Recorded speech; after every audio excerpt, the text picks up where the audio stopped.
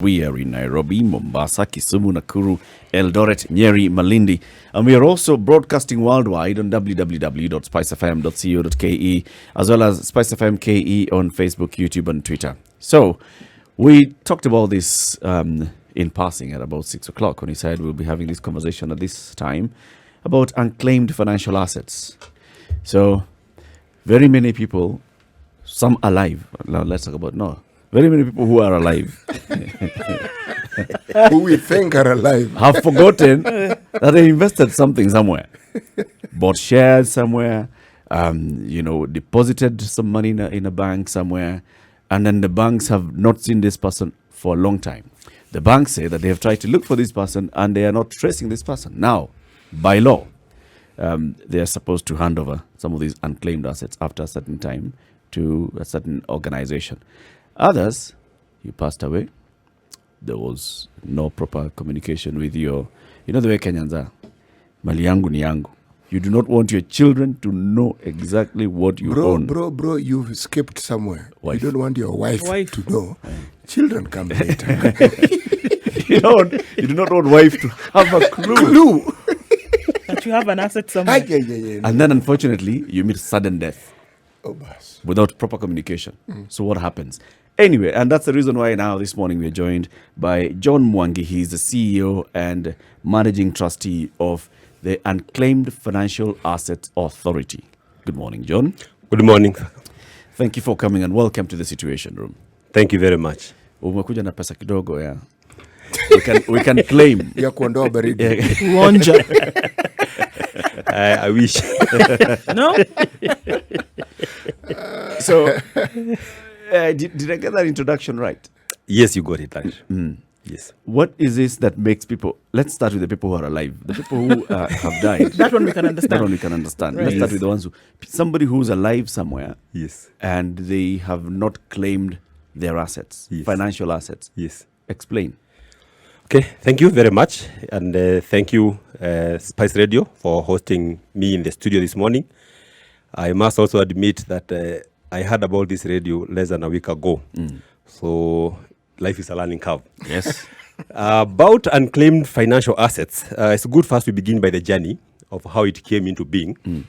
In 2007, 2009, thereabout, the then PS of the National Treasury commissioned a survey or commissioned a task force to find out what is the nature and the extent of these assets in the economy. And when that task force performed their research, they confirmed or came up with the results that there was between 50 to 200 billion worth of unclaimed assets as at then, and only in two sectors of focus. That was the banking sector and the insurance sector. So when they found out whatever results they did, they extrapolated and tried to say, then how much does it equal to in the national economy? And after that, the question then was, how would this monies or how would this regime be dealt like or with? And the conclusion was that let there be a state organization that's going to be formed, and this entity will be mandated with that responsibility of receiving these unclaimed financial assets from the various sectors of the economy, safeguard those assets, that means hold them on trust on behalf of the beneficiaries, and thereafter proactively look for their owners and reunite them with their assets. And that's how the law was enacted in 2011, Unclaimed Financial Assets Act number 40 of 2011. And that's the law that now gave birth to UFAA, Unclaimed Financial Assets Authority. And the mandate was, as I've said, receive these unclaimed financial assets from the holders. Holders are the institutions that are across all sectors of the economy. In fact, we say any legally incorporated entity is a potential holder of unclaimed assets. So even Spice FM or Spice Radio, if you are a legal being, then you are a potential holder. Then all these holders, the assets have been defined in the Act. What are these assets that will qualify as Unclaimed Financial Assets Act? And how they come into being is purely through passage of time, where time has lapsed and the holder of this asset is not in touch with their beneficiary. And this time ranges from 1 year, which is the shortest asset class, that means salaries and wages. So if today you leave employment of Spice or wherever you are working, and the employer does not pay your benefits in terms of salaries and wages, in a year's time, that money becomes unclaimed assets. And the longest we have are maybe gift vouchers, which is 5 years period, or bank accounts, a dormant account in a bank, those are 5 years. But bulk of these assets, the qualifying period is 2 years. So you've got maybe pensioners, you retire from employment and you qualify for pension, but within 2 years, your employer doesn't know your whereabouts. So whatever that pension is becomes unclaimed assets. Okay. Also, we have things like dividends and shares. If you've invested in listed companies or even unlisted, and for 3 years, the investors or the issuer of that security does not know your whereabouts, then in 3 years' time, that money becomes unclaimed asset. So what happens that asset becomes unclaimed after passage of time without you being in touch with the holder. So then, John, it's possible that some people who may be on your list, or some of these institutions who are on your list, it's possible that those individuals actually don't know that they have some assets that are hanging with you. Very, very, very likely. Very true. Actually, it's one of the main reasons why people have unclaimed assets. One is ignorance. Okay?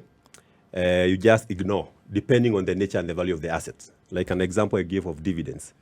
Let's say today, if you want to buy shares in a listed company, you buy them in lots. Right. And you can buy any amount. You can buy 1 share, 2 shares, or 3 shares.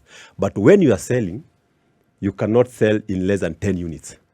So if, let's say, you had 19 shares or 15, you can sell 10, but then the balance is called an odd lot. So you exit a counter by selling the shares that you had, but you left 5 shares. Okay, and then you've moved on with life. Because you can't sell them all. You cannot sell them all because they are odd lots. So you're encouraged to essentially sell forget all about 15. You're supposed to. and you can't sell you all can 15. only Can't top sell. up, make them 20, so that you sell them in tranches tens. of 10s. Oh, so the denomination, the low denomination is 10 Yeah. Yes, to sell. to sell. Yes, but buying you can buy even 1 or 2 or 3. Clever. So So what people happens? sell the 10, they don't know about the remaining They 5. leave the 5, and five those continue 5 shares continue paying dividends. Yep. So again, you forgot about them. So over time, so it's a small lot of 5 shares that you left, but that's one person. So if you maybe say there are 2 million people with that kind of 5 shares, and that is the very nature of unclaimed assets, that at individual level is a trivial amount, Yeah. but cumulatively is a huge sums of assets. In fact, that's why we say one of the challenges we have on unification is the very nature of the structure of these assets. Because at your personal level, you find that maybe there were some dividends that came in, there were 10 cents Yeah. or 50 shillings. So you send a check, and you look at this check, you look at yourself, you look at the bank, the cost of you going to deposit that check, you're like, forget about it. So that's to your level is 50 bob. Did you see yourself sitting? Check. Look at yourself. Look at bank. There's something else. You look at what those shares cost you. Yes. Then look at what you're being offered. Throw it away. Ashana Naya. So by that valid nature now, where we are saying at a personal level, they are small, they are actually trivial amounts. But cumulatively, it is huge sums of money. So working with that 50 shillings, Yep. assuming it's 1 million people, that's 50 million. But the day you come, you not come to claim 50 million. You'll come to claim 50 shillings. So that's a structure, one of the structural issues that we face in terms of paying out these assets to their rightful owners. However, we are grateful as an institution. We've been able to identify that. And we have identified 3 main reasons as to why perhaps bulk of the people, just to come to your question, don't claim their assets. One is awareness. Okay, majority of the people don't know who is UFAA and what is it that UFAA does. Reason being, if you look at 5 years ago when we began our operations, it's not long time. Yep. We have institutions here that came into being in 1900 or 1920, 1930, and they're still struggling for people to understand who they are.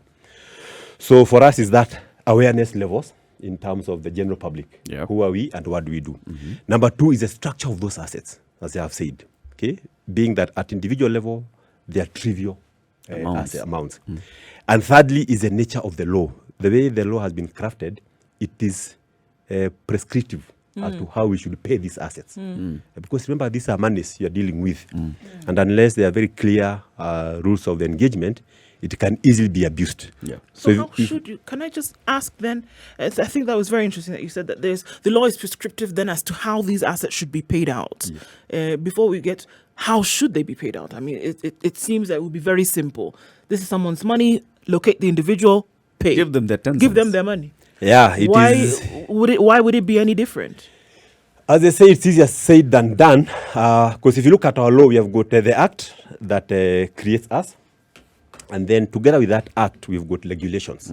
Unclaimed Financial Assets Regulations 2016. That defines how payment should be made out of this fund. Because this is a fund that we are holding. And there are some mandatory forms that one is supposed to fill. Okay? Depending whether you are the primary beneficiary. So this is a Muga or is Ndu or is John. Then you are alive and you are the one coming to claim. There's a path that you're supposed to follow. There's a case where you are claiming this money, but you're not the original owner. You are the beneficiary. The original owner is deceased. Okay. So even before you come to claim that money as a beneficiary, you must go through a court process to determine that indeed you are the legal beneficiary of this estate.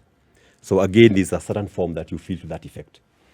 Thirdly, you could be an institution, a company that is coming to claim these monies. There's a process that you follow. And fourthly, you could be what you call, you've been given the power to claim on behalf of, maybe through what you call the power of attorney. I'm alive, but I have donated my power to a third party who can come and claim on my behalf. Right. So the law prescribes how each of these should happen. And whatever form it is that you fill, that form must be notarized by a commissioner of oath to confirm and authenticate that indeed you're the person coming to claim these monies. And now when you couple that with the trivial amounts that we have in the Barrier. fund, and that process then becomes a challenge. So, but what you've done, we have gone through our legislation and you've seen what are some of the challenges that our claimants are having in the course of claiming these monies.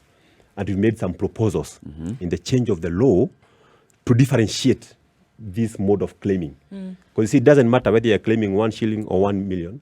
That's the path that you have to go through. So we are saying, can we differentiate these claims on the values so that it is easy for people to claim their monies? And we are happy. There was a task force that was formed by the National Treasury to look at the whole of unclaimed assets regime and come up with a revised policy on this regime. That has been done, and we have forwarded that to our National Treasury, our parent ministry. So it's under review. And together with that, we have also sent what called the amendment bill. What you're proposing, can we do these changes in this regime to make it easy for operation, both for the claimants, for ourselves, and even for the holders? It's a very interesting conversation. We're talking about unclaimed financial assets. And the CEO and managing trustee of the Unclaimed Financial Assets Authority, John Mwangi, is with us in the studio this morning just to give us, create awareness here and tell us what exactly this means. And then we'll go into questions of how do people claim, what kind of assets are we talking about, what kind of amounts and percentages are we talking about, and then this kind of proposals that you're talking about in the law and in the regulations and the impact that would have in terms of identifying the people who need to claim these financial assets. And them coming to the process of them claiming, you found that there are some categories that basically, because of how the law has prescribed, it becomes like a barrier. And many people just look at that and see it's too long a process. And now you're proposing that you make it easier for such categories of people so that they are able to actually come and claim their financial assets. Sure. What percentage are we talking about of, for example, those that would be affected by, this kind of long, tedious process over small amounts of money? Okay, thank you, Eric. If you look at the fund in terms of the structure of how much of these assets have been received, and just to give the background, as you were saying earlier, to date we have received cash of about 16 billion worth of unclaimed assets. And this money is coming from various sectors of the economy. We'll talk about 67% of that coming from the banking industry. Then close to about 15% of that money coming from the listed companies. So that will be in form of dividends. Then we have got about 9% of that money coming from the telcos the telecommunication companies in terms of mobile monies, and then about 6% of that coming from insurance companies. Then you've got pension and SACCOs combined having less than 1%. So that is the nature of that 16 billion, the makeup of it. We also have received over 800 million units of shares reported as unclaimed financial assets with a current market value of about 26 billion, given the way the stock market has actually been coming down. We have also received assets in form of unit trust. We have received assets in form of safe deposit boxes that all have been reported as unclaimed assets. Now, looking at the structure of the 16 billion, which is the actual cash, and this money is good to say that it is actually sitting in a trust fund account domiciled at Central Bank of Kenya. That's where those funds are held. When you look at the structure of that money, between 0 shillings, because we have as little as 0.1 cents, 0.2 cents, between that and up to 1,000, it makes up over 90% of the potential beneficiaries. So you can see it's a small amount of money, but touching on a huge population of the people. Yeah. This is 1,000 and below. Yes. And in terms of the fund value of the 16 billion, that will account for about 14% of the total fund value. So you can see, and that's why you could hear perhaps people saying that the UFAA is not uniting. But now if you look at the three factors I said earlier, the issue of the awareness, the issue of those trivial amounts, and what the law prescribes for you to do to be able to access those monies, then becomes a challenge for you to be able to get those monies. But if, go ahead. Please. But then if we're looking at such little amounts, couldn't that be then an explanation as to why people are not coming forward to get this money? Because by the time they look at the process of coming to collect 10 shillings in a check from UFAA, why would I bother? Yeah, it's true. And that's why you've said this as one of the barriers, the structure of the fund. And that's why in our proposed amendments, we are saying, can we make this process easier? So that the moment you just identify yourself with a basic document like an ID, you don't have to physically come to the office and say, this is John, I have 1,000 bob, I have filled in this form. The lawyer has to stamp that form, which costs you about 500 notarize the lawyer, that's already cost you all the money that you're it's going to claim. more than you even have in that you're going to claim. Exactly. So we are saying, can we differentiate these amounts, and can we follow a different mode of unification? And with the advancement in our financial sector in terms of telecommunication, advancements in technology, mobile monies, that the moment you identify yourself in a basic way, are we able to send that money to you without you necessarily having to incur all that cost? In fact, that gadget that you use for sending money in itself can be an identifier. Yes, it can be. It's just that it's not considered a legal identifier. Exactly. In some cases, but I'm listening to this and I'm listening to how would make it easy for people to come and claim this money. And I'm also seeing this is a very good opportunity and a loophole for people to come and steal this money. Because look, we are talking about, yes, it's less than 1,000 shillings, it's 500, it's 400, but it's 90% of the beneficiaries, 16% of the total value. This is a lot of money we are talking about. Oh, sure. Now, if somebody just comes and presents an ID, and we know how people come and present IDs in this country, and they are able to get this 500 bob, what prevents me from sitting somewhere and just coming up with IDs and sending people to UFAA? It's true. Thank you, Eric. Because for us, when we are proposing this legislation, it's a multi-pronged kind of an approach. In fact, right now, we are also working closely with the telcos to say that if your monies have been reported and you have your number in the database. Because remember, one of the reasons why us has become unclaimed is that you lost contact with your holder. And in the past, the issue of KYC was very minimal. You could just walk in a shop and come out with a SIM card. You could just go in a bank and open a bank account by just saying, I'm John M. And there you have an account. Now, before, the issue of KYC was not very, very, very seriously considered when one was opening an account. Now, that now contributes to these unclaimed assets. Because now, if today you receive money, it's John M. Now, you can imagine for heaven's sake. How many John M's are there? And then you go to the holder. One of the reasons why they did not find you, because the law requires under Section 19 that before the institution remits that money to UFAA, they must demonstrate that they looked they for have you, tried. to get you. and to the best of ability, they could not get in touch with you. So what makes it then, John, that if this institution, who is the holder institution, could not find this individual, how are we then convinced that UFAA will find them? That's a good question. The question happens is, first of all, was there an incentive for these guys to look for you? That was work. That was basically. It is, you see, also if you look from the holder's point of view, this is free working capital. Yeah.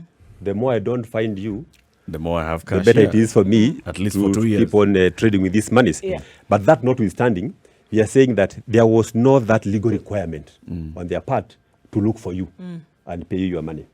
But now when the law came, and one thing we like about our law is that it is retrospective in nature. Because most of these assets fall in the past. Yeah. Because as we move forward with the advancement in technology in KYC, we don't expect most of these assets to accumulate. But in the past, that's where you have got bulk of these assets. And that's why the law says that it is retrospective. Although the law was passed in 2011, it applies even before that. So what we are saying is that we are trying to, and the holders now, assuming now it was John did not have a mobile phone then. Yep. Okay?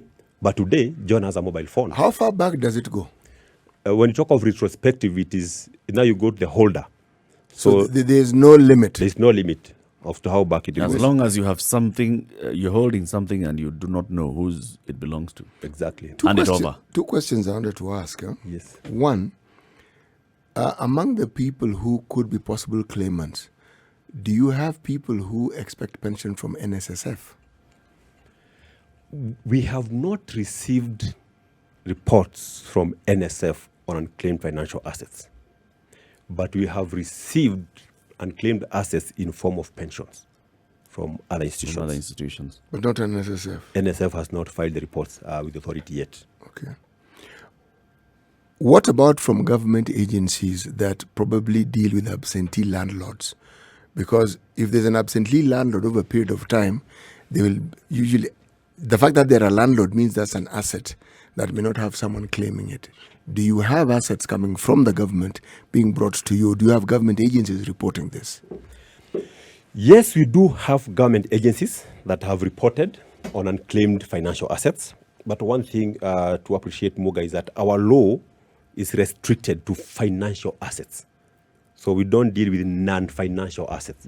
So land, buildings, motor vehicles will be out of our purview, because even as per the law, we are unclaimed financial.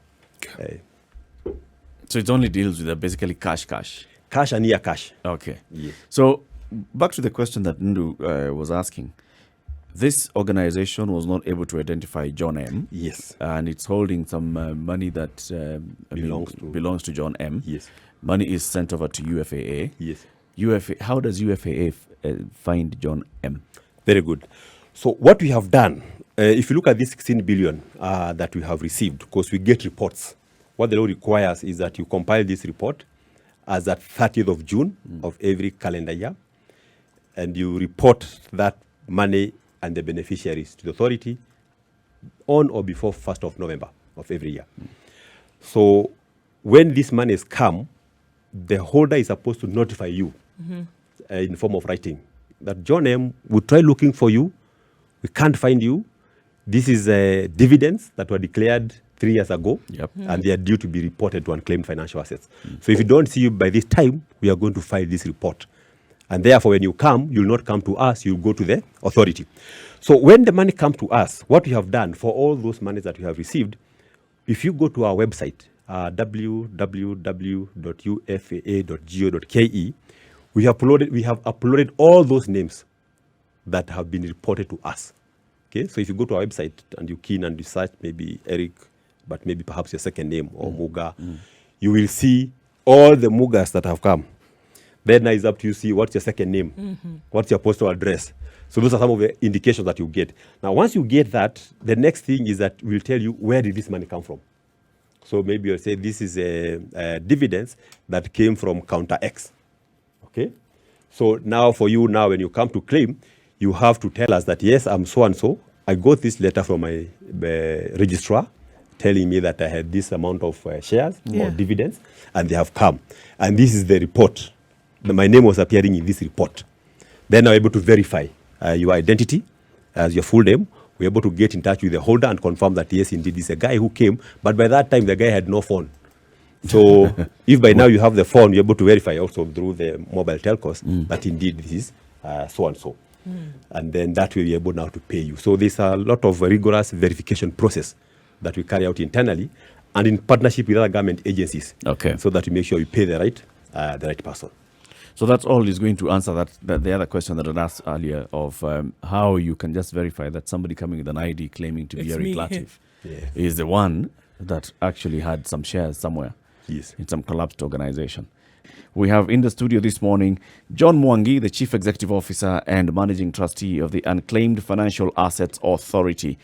And basically he's telling us there are very many people who do not know that they have some unclaimed financial assets and they need to know so that they can go and claim. And also, now we'll talk about the people who are deceased and what happens about that. So, John, we've dealt with people who are alive and you're able to trace them. Yes. Now, let's talk about people who are deceased. Thank you, Eric. And there are two ways you can find out if you have unclaimed assets. One is through the website, as I've said, www.ufaa.go.ke. The other way is through your USSD code, *361#. It's also another way that you can find out if you have unclaimed financial assets. And through that method, you'll have to register yourself. And you have to give factual information. Because what happens is that one of the requirements they'll ask for you is your ID card. And if you give a faulty ID card, then you don't be able to allow to access in our database. So, CT, use the USSD and then I use the website. Sure. By the end of this show, Yes. our money will be here. You're most welcome. Now, for the deceased cases, yes, as I told you, what happens is that the law does require that you can only pay death benefits to a legal beneficiary. Okay?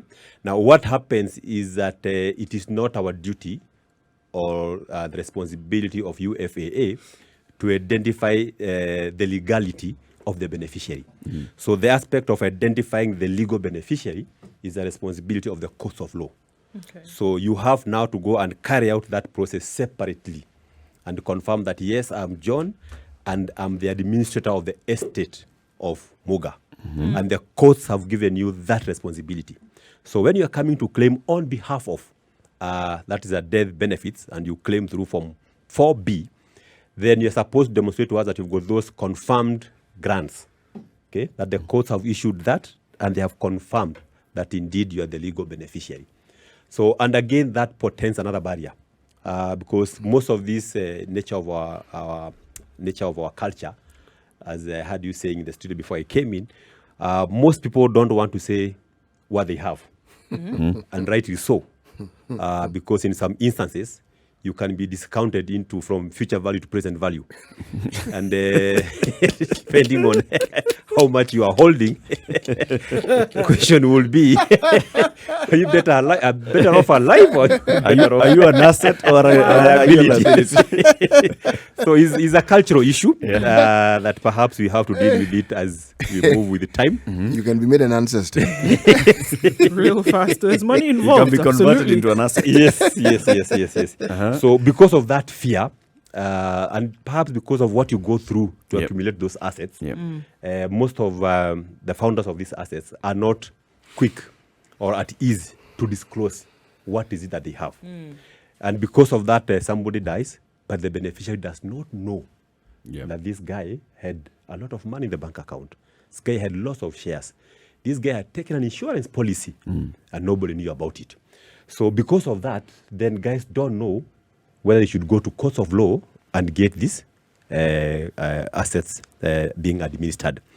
But we are happy because if you look at Kenyan law, we've got the Office of Public Trustee, and those people with less than $500,000, 500,000 shillings and below, or an estate of less than $500,000, you can actually use the Public of Trustee at free cost, and you're able to get those letters of administration.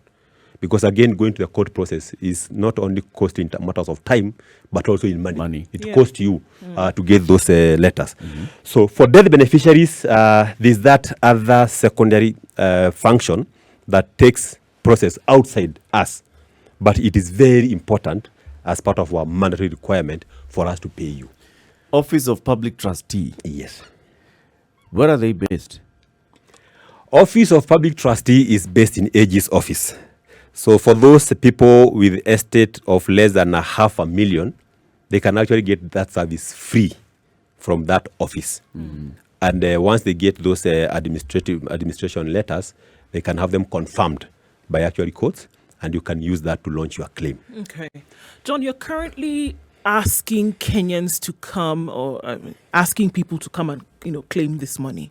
And I'm still going to go back to that. I mean, just the court process that you're talking about, swearing an affidavit here, doing the other thing back and forth. And as you're met with what you call challenges and barriers, would it then go beyond a certain time? If these individuals are not coming forth, what happens? Already looking at the barriers that could stand in the way, and these are the problems that you would face. After certain time has lapsed, when would you basically throw in the towel? Okay, thank you, Ndu, for that. What our law prescribes is that once these assets are reported to the authority, they are held in trust in perpetuity. Okay. So there's no defined time period that after which you lose your asset. Okay? So we hold this money for you in forever. What happens if no one claims it? That's why the law as it is now, it prescribes that maybe you are the principal owner, you've died, you are first generation, that's your children. Can still claim. And they start this whole This is where the fund process perpetuity all comes over in. again. Exactly. There's no issue of what happens if someone doesn't claim it. Exactly. It's held in trust. Somebody is able to claim on the behalf of another individual. So even your should great death come grandchildren in. can claim. Exactly. So they still have to face the dance of all of this still, though. Yeah, whole they have to process of prove going that to they're the claim legal and- owners. Yes. So it seems to me that you're still going round and about, John. The problem, though, is that Still- it's not appreciating in value. Yes, it is not, and If that's you the received 100 shillings, yes, it stays as 100 shillings. 10 years down Exactly. the line, it's 100 shillings. exactly. In fact, you should first thank God That is 100. that your 100 bob never It's safe. disappeared. Because in most cases, before the law came into being, those assets. You know what is of interest as you're saying, I'll think of diminishing. If your money is in, say, an account in the bank, Yes, simply because of bank charges, exactly. that amount will diminish. Yes. in those 2 years, the money that John is receiving is not the money that you left. Exactly. No. It'll have gone. And if it's there for 10 years, they might even ask you to pay them. Exactly. Is there no opportunity for the fund to invest this money in safe securities? Yes, the law has given us that responsibility, that for those funds that we have not found the owners for the time being, we can invest those funds in a way that any trust fund can invest. Yeah. So it's allowed by law. And for us right now, we have a policy in place that allow us to place these funds in government securities. Because remember, whatever security we invest in must have that inherent characteristic of preserving the capital. Yep. Okay, in that whatever day you come, your 100 shillings is guaranteed. Still guaranteed. So that's why for now you've placed them into government securities, and whatever Interest accrued? investment that accrues from that, remember there is a cost of reunification. Okay, remember for you to come, it's not just the 100 shillings; it's the cost of paying you back that 100 shillings. But the law requires that we don't charge you any cent for us to reunite you. With your own money. Exactly. I would So be- So it's the money that you're making from those investments that is now paying. becomes the cost of reunification. Okay. But we cannot use a cent of that money without approval from the CS National Treasury. Okay. I'd be interested to know then what kind of activities you're carrying out to trace some of these individuals. Because, I mean, now you talk about 16 billion shillings. That's quite a lot of money. And even if we're looking at the times in which we currently are, that's some money that could be used for some fantastic things in terms of development for this country.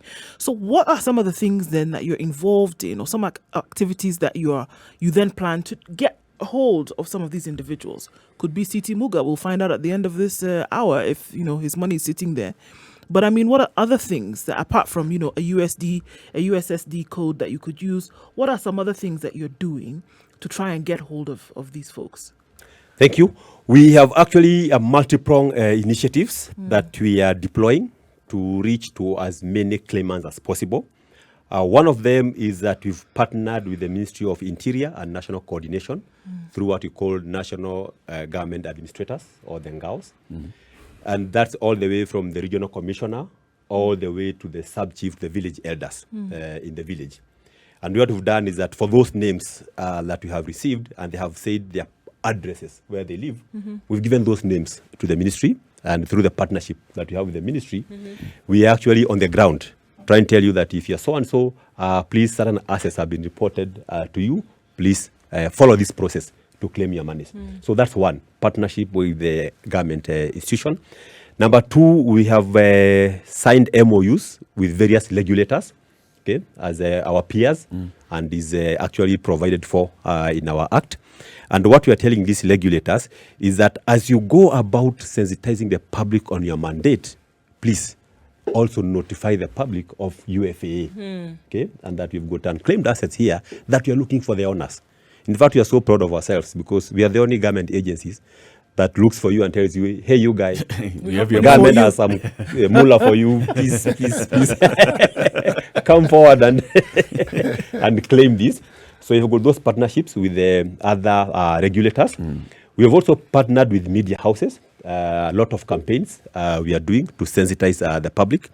We are partnering with the telcos to see how do we reach as many people as possible in accessing these unclaimed financial assets. Do I hear you say that you are going to partner with us to also do the same thing? Oh, for sure. Even this is a partnership. This is a It's partnership. good partnership we are having now, because for the listeners of Spice, they now know we have unclaimed assets. You can check if you have some. And we'll This be is glad how to you tell check. All right. So from wherever you are, just dial star 361 hash. Star 361 hash. It's gonna take you through a process of registration where you have to enter your name, your ID, and some other information. Once you've done that, then you can now go and check whether you're in the database of those that UFAA is looking for. Maybe it has your 100,000 shillings or maybe 2 million That could be that the you savior. forgot, you know? There's the pin drop. Just had some money somewhere that you forgot. CT, have you done that? I'm in the process of Oh, doing me, mine. I've done. Okay. I've done. So but- you'll be checking, No, shortly. no. You'll let us know. No, that's a tedious process. I'm just. See, John Mwangi is here. I'm just going to.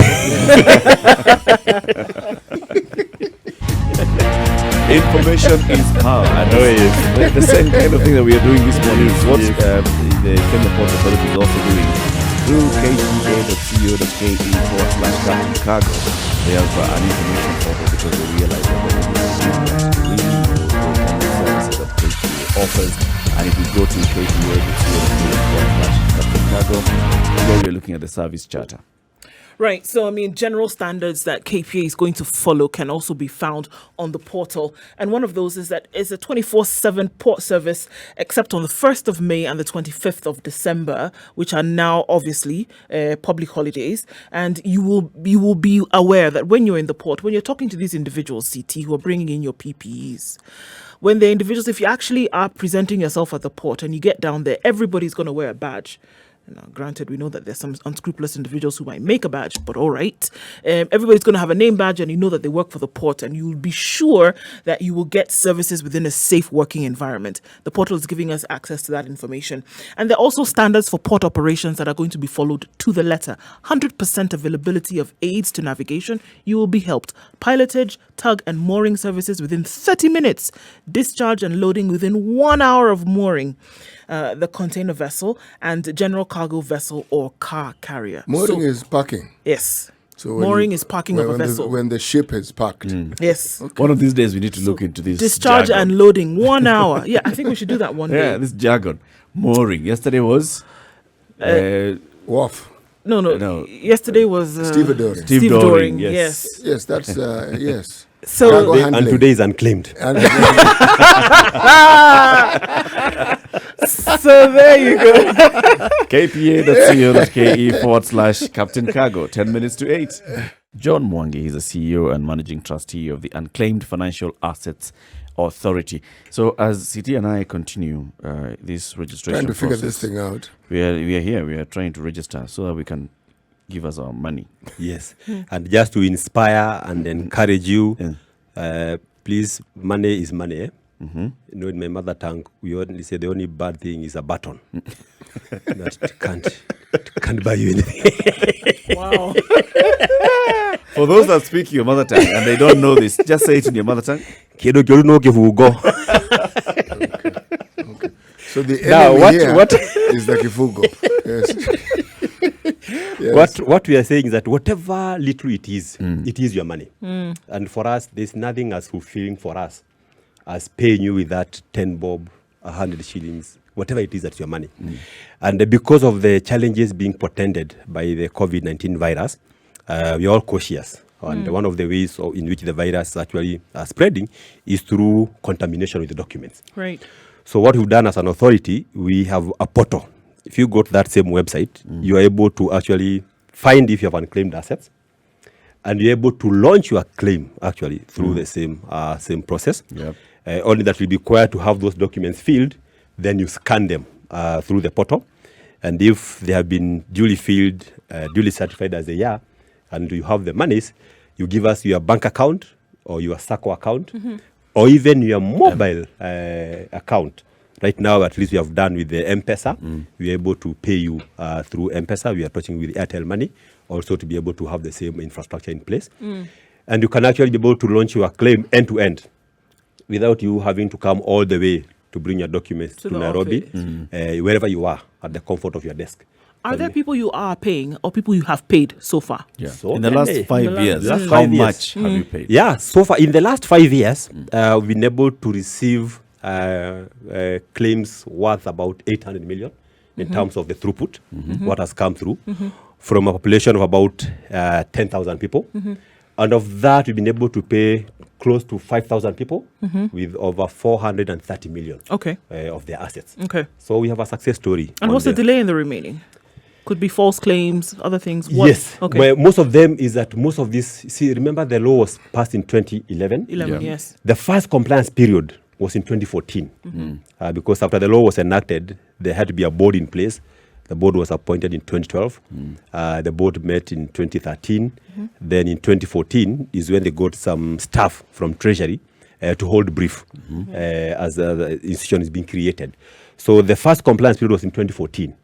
And I can tell you the compliance period was for November 1st, but by June 30th, there were over 400 million claims launched from an institution. I'm sorry, 400 400 million million. shillings or Yes. 400 million claims? 400 million claims worth 400 million. Okay, Oh, claims okay. worth 400 Yes. million. All right. Yes, Okay. yes. All right. But remember that time, there's no authority. It's only some staff in Treasury who are holding brief. Right. There are no process and procedures on how a claim will be Be processed. processed. There were no regulations in place to expound on the law. So until 2016 is when now the regulations came into being. And that's when we paid the first claim. Okay. So you can see already we had a lot of claims that had come before the regulations were put in place. Right. But when regulations came in place, what they required and what those claims had provided, there was a mismatch. They didn't match. They right. did not match, yes. So we had to go back to all those guys and tell them, hey, you guys, we had gotten your letter here telling us you want your money, but the law requires you have to fill in this form, you have to give us your ID certified, you have to give us all these details, and our process are so defined. Okay. You know, there's something that comes to mind as we're talking about shares. Huh? Yes. At the time when maybe my shares were lodged with your unit as being unclaimed, maybe the value of that share was 20 shillings. Yes, Now, that is not the value. exactly. So, what are you going to pay me? For the shares, what we'll do, we haven't, the law requires that these shares, when they are reported, because our work is not fund management, our work is not to manage a portfolio of shares no. and proactively trade in them to make value for you. Our mandate is that these shares were abandoned. They were once lost, but now they have been found. And they have been found at UFAA for Muga. So what we do is that you are given 100 shares from, say, counter X under your name. It's the number of shares. It is the units of shares that we give you. Okay. It's not the value. It's not the value. Value can be either way. Could have gone up or down. Okay. So there's the units, the number of shares, and also the dividends Yes, that still you haven't claimed. exactly, yes. Okay. Yeah. Hey, a lot of information. Remember, if you'd like to know whether you have any assets that you have not claimed, just dial *361#, and that's *361#, or you can go to the website www.ufaa.go.ke. you will find a tab there written Unclaimed Assets, and under that you will find Claimant, and under Claimant you'll do Start Claiming. When you click Start Claiming, you'll register yourself. I've done all these things that I'm talking out of experience. Fantastic. You Thank put you. in your Thank full you. name, your ID, and your email, and then it sends you an email to verify, and I'm in the process of verifying. By the end of this day, John, You have your mullah, man. we We hope you have, because you see, you cannot claim what you don't have. I must have something. Something. If I don't have, I'll come and camp. Money is money. What was that phrase at the button? The only thing that is worthless is a It's a button. button. Eric, Faith. this is asset recovery. No, unclaimed. This is unclaimed financial asset. I've been corrected. Now I want to explain something to Eric. That's why I went that route. It's not charity sweepstakes. It's not a lottery. Oh, John, thank you very much for coming. Just to recap, he's telling us that they're holding 16 billion shillings worth of unclaimed financial assets. 67% of these came from banks, about 15% from stocks. That's at the Nairobi Securities Exchange, 9% from telco companies, 6% from insurance companies, and about 1% or below from pension and SACCOs. Yeah. Hey, this is a lot. Also, you're holding 800 million shares valued at about 26 billion shillings. Quite some huge amount of money. A bulk of which, 90% of this is in 1,000 shilling and below. And that's why you have a lot of work to do. Sure. Wish you all the best. When we talk at the end of this interview, utaniachia pesa yangu tu hapa. CT can donate his money to future generations because clearly does not want to. But anyway, CT, as we do, top of the hour, today's proverb. It is the heart of one who is afraid that never learns to dance. Add you one. Seems you have some heavy proverbs. John Mwangi. Proverbs ni mistari tu. Yeah. Thank you very much. It's a guy called Ray Dalio. Yes. Ray Dalio is one of the serious investors in US. He has got a company called Bridgewater Company. You've ever heard about that? Eh? So he says that time is like a river that carries us forward into encounters with reality that require us to make decisions. We cannot avoid our movement along this river. We cannot stop our movement along this river, and we cannot avoid those encounters. Please check. You could have 1 bob, could have 1,000 shillings, whatever it is. Please, we'll be happy as UFAA to help our fellow Kenyans in these difficult times. Please come forward for your money, and we'll do our best to pay you. Kitumbaya. And thank you very much, Spice. Yeah, Kitumbaya ni kifungo. Asante sana. Thank you very much. Good morning.